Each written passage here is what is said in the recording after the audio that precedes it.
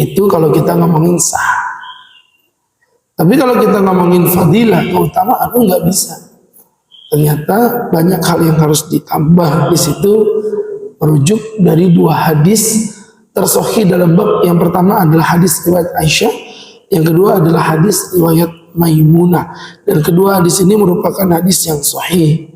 Aisyah diriwayatkan oleh Imam Bukhari Muslim, dan hadis Maimunah juga sama, diriwayatkan oleh Imam Bukhari Muslim. Hanya bapak-bapak yang berbahagia, saya mungkin tidak perlu bacakan hadisnya ya, terlalu panjang, tapi kesimpulan dari hadis saja. Maka saya urut-urutkan dari dua hadis tadi, baik Aisyah maupun Maimunah. Jadi bapak lihat ini ya, kalau ditanya apa manfaatnya Nabi menikah dengan beberapa istri, bapak lihat ini, dalam hal-hal yang sifatnya privasi, di hadis itu selalu menonjolkan istri-istri Nabi. Ya, bab tentang tahajud, Nabi di rumah Aisyah. Bab mandi jenabah, istrinya Nabi Aisyah. Bab tentang apa lagi Pak? Tentang istinja. Bab tentang tata cara tidur, tata cara berhubungan, itu semua pasti dari istri-istri Nabi. Jadi kalau orang bertanya kenapa Nabi memiliki Aisyah istri masih muda, karena untuk merekam jejak-jejak Nabi tadi, ya, merekam jejak-jejak Rasulullah. Loh kan ada sahabat di luar yang privasi, nggak mungkin sahabat melihat Nabi.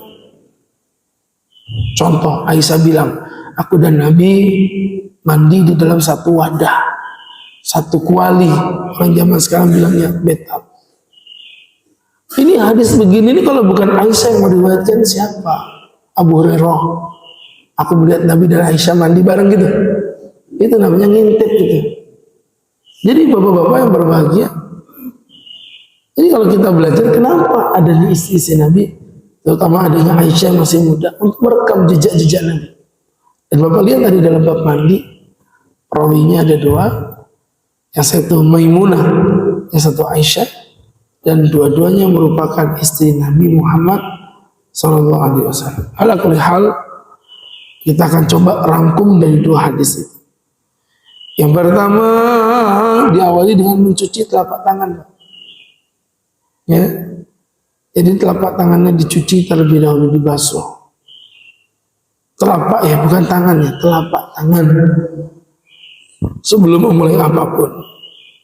Dan memang di dalam hadis kalau kita belajar, Islam itu merupakan agama yang paling higienitas.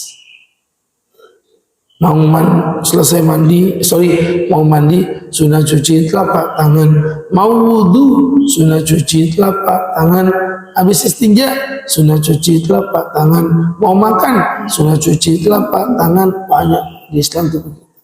Sampai ada yang bangun tidur sunnah cuci telapak tangan. Sahabat bilang, kenapa bangun tidur kok sunnah cuci telapak tangan? Jawabannya apa? Kata dia, teman-teman yang berbahagia, kata Rasulullah SAW, karena kamu tidak tahu semalam tanganmu menginap di mana. Nih, namanya orang tidur sebetulnya tangannya masuk ke gua Hira.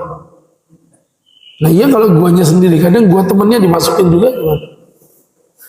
Terus bangun tidur makan gorengan, gorengannya kok asin banget ini. Jelas ya. Jadi teman-teman yang berbahagia, itu tadi gambarannya. Maka sunnah cuci telapak tangan, sunnahnya 3 kali, ya, cuci telapak tangan. Dan ini belum ada COVID ya, tapi Rasulullah sudah membicarakan hal sesempurna ini. Bagi saya ini ajaran yang perfect dan sempurna. Kemudian jamaah yang berbahagia, yang dimuliakan Allah. Yang kedua, sunnah cuci kemaluan dengan tangan kiri. Jadi habis cuci telapak tangan, mencuci kemaluan dengan tangan kiri. Jadi bapak bersihkan itu kemaluan. Ini kemaluan bapak ya, bukan kemaluan orang lain, awas ya. Jadi teman-teman pakai tangan kiri. Memang sunnahnya setiap menyentuh kemaluan itu disunahkan menggunakan tangan, ya betul, tangan kiri. Jelas ya? Jadi jamaah yang berbahagia, loh kok aneh tadi orang mandi kok yang pertama kali malah dicuci kemaluan. Nanti kita jelasin Pak. Tapi yang jelas teman-teman yang berbahagia, memang yang kedua sunnah cuci telapak tangan terlebih dahulu. Kemudian berikutnya yang ketiga adalah sunnah cuci telapak tangan lagi dengan sabun. Sunnah cuci telapak tangan dengan sabun. Pak Ustaz, iya. Ini mohon maaf ya. Itu tadi kan sunnah cuci telapak tangan. Ini kok telapak tangan lagi? Iya. Tadi sunnah cuci telapak tangan sebelum menyentuh kemaluan, maka ini ditutupi dengan sabun. Emang di zaman Nabi ada sabun Pak Ustaz? Enggak ada. Nah kalau Ustaz bisa ngomong tadi ada kata-kata dengan sabun, Ustaz tahu dari mana? Jadi gini Pak, ya, Nabi selesai menyentuh kemaluannya, di dalam riwayat Maimunah disebutkan, "Tsumma qala biyadihil ard." Kemudian tangan Nabi digosok-gosokkan di atas tanah. Famasahaha biturab. Kemudian Nabi membersihkannya dengan turab. Turab itu pasir. Tsumma fasalaha. Kemudian Nabi menyiramnya dengan air. Apa itu? Menggosokkan telapak tangan di tanah, li'izaratir rih, menghilangkan bau. Nah zaman sekarang itu ada namanya sabun. Gitu ceritanya. Ya. Sehingga bapak-bapak yang berbahagia, yang dimuliakan Allah Subhanahu wa ta'ala, tentu menjadi pembelajaran untuk kita bersama. Higienitas itu lagi-lagi ada. Makanya sebelum ada COVID itu Pak, saya dulu sering ceramah di tempat-tempat masjid, beberapa masjid. Saya bilang masjid itu kasihlah sabun cair, saya bilang gitu. Kasih sabun cair. Nah, dasar pengurus masjid itu orangnya jujur-jujur. Itu tuh sabunnya cair betulan Pak. Dikocok-kocok tidak keluar busa, yang ada keluar jinnya itu ya. Kenapa? Penghematan Pak Ustaz. Ya, sabunnya 1 sendok, airnya 5 ember. Jadi bapak-bapak yang berbahagia, kasih sabun cair. Ya, lagi sekarang udah zaman-zaman begini Pak, sabun cair itu murah. Dulu kan sabun cair itu bahan mahal. Sekarang murah. Apa beli aja yang jerigenan. Ya, masjid.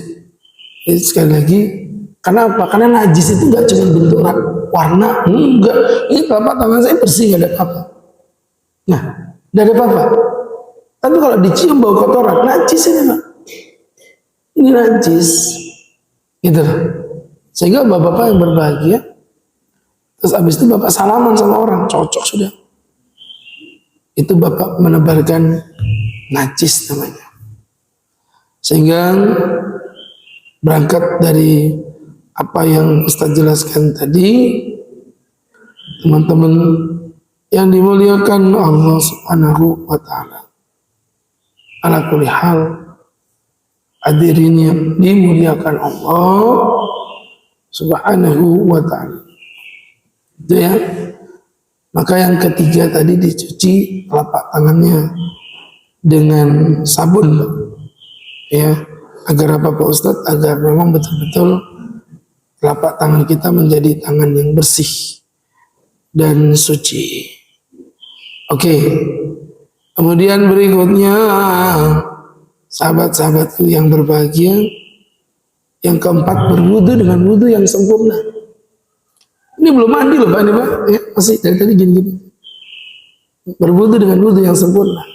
Nah sekarang di sini udah mulai ketemu jawabannya. Kenapa tadi kita mendahulukan cuci kemaluan? Nomor berapa tadi Pak? Nomor 2. Ternyata nomor 4-nya kita disuruh berwudu. Karena kalau Bapak belum cuci kemaluan terus Bapak berwudu, itu sama aja bohong. Nanti Bapak gosokin kemaluan lagi, batal lagi wudunya. Nih, makanya lihat perfectnya ajaran Nabi. Nah itu satu udah terjawab. Pertanyaan kedua, kenapa harus wudu dulu? Biasanya kan mandi dulu baru wudu. Kenapa di wudu dulu? Nah, saya kasih tahu. Itu juga kalau Bapak mau tahu. Tapi kalau bapak nggak mau tahu juga nggak apa-apa. Tampaknya nggak mau tahu, ya sudah. Kalau nggak mau kita lewatin aja. Jadi bapak-bapak yang berbahagia, yang dirahmati Allah Subhanahu Wa Taala. Ini jadi pelajaran untuk kita bersama ya. Maka bapak-bapak dianjurkan berwudu. Itu nomor 4. Jadi waktu itu saya itu kan ngobrol dengan dokter. Cerita Pak, sekarang ini banyak ya dok, orang yang mati meninggal di kamar mandi. Kemudian beliau cerita itu yang salah siapa Tat? Orang mesti nyalakan mengkambing hitamkan kamar mandinya kan. Padahal kamar mandi itu cuma tempat sebenarnya. Orang lupa pemicunya. Jadi kenapa banyak orang serangan di kamar mandi? Itu karena orang itu sering menyiram tubuhnya langsung di bagian kepala. Ya. Jadi tubuh kita itu punya dengan hebatnya Allah ciptakan itu punya hararah, punya standar panas.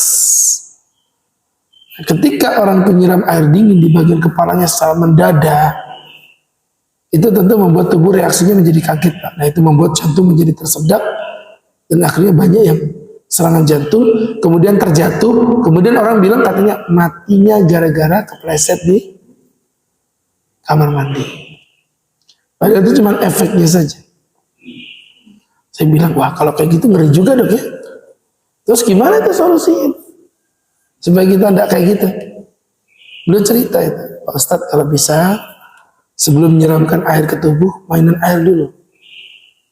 Ya, bagian tubuh kita yang paling sensitif kasih air. Contoh, wajah.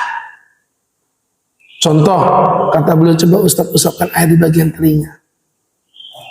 Ustadz usapkan air di bagian tangan, di bagian telapak kaki. Saya bilang dok, sudah dok, itu kan wudhu itu namanya. Itu. Jadi seakan-akan kita memberi sinyal ke tubuh bahwa tubuh ini akan disiram air dengan derajat dingin seperti ini. Nah itu Pak ya. Jadi teman-teman yang berbahagia, kelihatannya kayak biasa, ternyata setelah dibongkar ya sisi ilmiahnya luar biasa. Kenapa Nabi menganjurkan kita wudhu sebelum mandi? Dan kebanyakan orang itu wudhunya setelah mandi. Padahal ternyata sunahnya itu wudhunya sebelum mandi. Ya, tadi ada 4 tadi. Apa aja tadi Kak? Yang pertama, cuci telapak tangan. Yang kedua, cuci kemaluan dengan tangan kiri. Yang ketiga, cuci telapak tangan dengan sabun atau semisalnya. Yang keempat, berwudu dengan wudu yang sempurna. Nah, setelah selesai wudhu, teman-teman yang berbahagia, baru masuk pada poin berikutnya yang kelima adalah membasuh air ke bagian kepala. Ya, membasuh air di bagian kepala. Jadi bapak-bapak yang berbahagia sebanyak 3 kali, kanan kemudian kiri, sambil disela-selai jari jemari. Siramkan kanan, baru kiri sebanyak 3 kali. Makanya Ustadz pribadi itu lebih merekomendasikan kalau mandi junub itu pakai shower. Ya, mungkin kalau orang BDS bilangnya itu pakai selang lah, kurang lebih begitu. Selang. Bapak biasa mandi di bawah keran aja gak ya Pak? Keran dibuka, Bapak duduk gitu kan? Asik kan? Hah? Itu pakai selang. Kalau di Karangjati nyebutnya shower. Ya. Nah, itu pakai shower itu, Pak. Bagus. Nanti jangan Bapak tanya apa dalilnya pakai shower kusleding. Memang shower bukan bagian dari ibadahnya, tapi cara untuk memudahkannya. Orang kadang-kadang ngawur aja. Orang cuma dikiran pakai tasbih, subhanallah, subhanallah, subhanallah. Ditanya, itu tasbih mana dalilnya? Itu kan cara. Di zaman dulu sahabat pernah pakai batu, biji-bijian, cuman tidak ada benangnya. Begitu juga dipermasalahkan. Yang penting kan zikirnya itu sama. Nah, kalau ini cara, subhanallah, subhanallah. Sama kayak saya ceramah pakai mic, Nabi juga nggak pernah pakai mic, Pak. Ini cara, ya, cara pengajian, duduk di atas meja gede begini kayak rasa Raja Firaun. Juga gak pernah di zaman Nabi, gak ada. Ini cara, ya. Nah, yang jelas-jelas bid'ah itu pengajian sambil ngantuk, itu bid'ah asli. Itu bid'ah yang menyesatkan. Jadi sampai waktu itu ada orang mengkritisi tasbih. Saya bilang tasbih itu kan cuma wasilah, inti ibadahnya kan dzikir. Wasilah itu biasa aja, beda-beda. Tapi tetap itu wasilah menuju ibadah. Oh gitu kan? Ada istilah wasilah menuju ibadah. Oke, sekarang sholat pakai ambal. Pernah nggak Nabi sholat pakai ambal? Nggak ada. Nabi sholat itu Pak, di atas tanah, pakai sandal. Serius? Udah Bapak praktekin situ. Sholat pakai sandal, ya, dan tidak pakai ambal. Tanah asli, tanah asli. Ini sujudnya di atas tanah. Ya. Padahal ambal itu di zaman Nabi ada dong, namanya burda itu kan kain selimut yang tebal itu. Kenapa Nabi nggak pakai burda saja? Kenapa Nabi malah menggunakan tanah? Nah sekarang kau pakai ambal dan tidak ada orang protes. Saya kasih tahu, karena ini wasilah. Ambal itu cuma wasilah, cara. Ya, jadi teman-teman yang berbahagia, yang dimuliakan Allah. Maka itu tadi Pak, kaitan dengan yang Ustaz sampaikan, disiramkan bagian kepalanya sebanyak 3 kali, kanan kemudian kiri, sambil disela-selai jari jemari, biar airnya masuk ke bagian pori-pori. Kemudian berikutnya menyiram tubuh kanan kemudian kiri. Jadi tubuhnya disiram kanan kemudian kiri, kanan baru kiri. Karena emang Nabi suka tayamun. Tayamun itu apa? Mendahulukan yang kanan baru kemudian yang kiri. Emang sunahnya begitu Pak. Jadi bapak-bapak itu ke seluruh tubuh disiram air kanan kemudian kiri. Nah, kemudian yang terakhir namanya mandi bebas. Mandi bebas itu mandi terserah Bapak mau ngapain aja. Yang jelas tadi urut-urutannya begitu. Ulangi Pak. Yang pertama apa tadi? Mencuci telapak tangan. Yang kedua, mencuci kemaluan. Yang ketiga, mencuci telapak tangan dengan sabun. Yang keempat, berwudu dengan wudu yang sempurna. Yang kelima, menyiramkan air ke bagian kepala sebanyak 3 kali, kanan kemudian kiri, sambil menyela-nyelai jari jemari. Kemudian berikutnya, menyiramkan air ke bagian tubuh, kanan kemudian kiri. Kemudian berikutnya, mandi bebas. Nah, kayak gitu tuh cara mandinya. Ya. Nah, untuk perempuan gimana Pak Ustaz? Sama aja perempuan dengan laki. Enggak ada bedanya. Cuman bedanya perempuan ditambah dengan 3 perkara. Yang pertama, wajib melepaskan kepangan rambut. Ya, apabila mandinya mandi haid, tidak wajib apabila mandinya mandi junub. Jadi perempuan itu kan biasa dulu di zaman Arab suka ini rambutnya dikepang. Ya, rambutnya dikepang. Nah, itu bapak-bapak yang berbahagia. Ketika rambutnya itu dikepang, ketika mandi wajib dilepas. Kalau mandi haid. Sebenarnya mandi junub juga wajib harusnya. Cuman kan Allah ngerti, kasihan. Kalau mereka disuruh mandi junub, suruh buka kepangan, Bapak tahulah orang Arab junubnya itu tidak tanggung-tanggung Pak. Sehari 3 kali. Udah kayak minum obat. Kalau Bapak kan 3 bulan sekali. Itu pun ngilu-ngilu sampai 2 tahun itu rasanya. Nah itu dia. Berarti pakai obat itu. Akhirnya pelakunya ngomong gitu ya. Jadi teman-teman. Iya Pak. Jadi teman-teman yang berbahagia, yang dimuliakan Allah Subhanahu wa ta'ala. Ya kalau kayak gitu kan kasihan istrinya. Tiap junub buka kepang, junub buka kepang. Gitu Pak. Jadi teman-teman yang berbahagia, yang dimuliakan Allah Subhanahu wa ta'ala. Itu yang pertama. Kemudian yang kedua, menggunakan sabun atau semisalnya. Jadi pakai sabun. sunnah. Emang di zaman Nabi ada sabun? Gak ada. Tapi ada bahasa begini, Nabi perintahkan para wanita menggunakan air yang dicampur dengan bunga sidir. Bunga sidir itu ya bunga, fungsinya sama kayak sabun, yaitu mewangikan tubuh. Dan yang terakhir teman-teman adalah diperintahkan untuk membersihkan area intimnya dengan menggunakan minyak misik.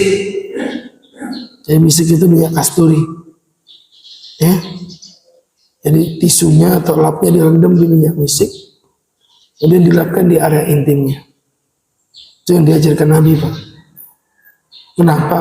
Karena pasca haid itu virus bakterinya kan luar biasa, Pak. Iya, jangan salah, Pak. Ya, virus dan bakterinya itu luar biasa. Makanya sampai ada penyakit kanker serviks. Jadi penyakit pembunuh wanita paling tinggi di dunia sekarang itu kanker serviks. Kalau umum laki perempuan itu jantung, ya, jantung. Maka berangkat dari situ jamaah yang berbahagia. Kenapa? Saya tanya dengan dokter. Kanker serviks itu banyak menyerang wanita karena pola hidup tidak sehat pasca haid. Jadi darah haid itu bukan darah biasa, Pak. Darah haid itu darah pembusukan dari ovum yang tidak dibuahi. Kayaknya jangan heran, maka dia memiliki nilai virus bakteri yang jauh lebih besar dibandingkan dengan darah biasa. Nah gitu ibu-ibu tuh semaunya aja, habis haid ya udah siram air selesai. Gak bisa. Kalau dulu tuh pakai minyak misik. Zaman sekarang ini mungkin pakai resik V. Memanjakan, semakin dimanja oleh suami. Waspadalah. Waspadalah. Jelas ya? Baik, itu tentang tata cara mandi janabah. Nanti insya Allah kita lanjutkan dalam tema pernak-pernik mandi janabah. Ya, di kajian bulan depan dengan izin Allah Subhanahu wa Ta'ala.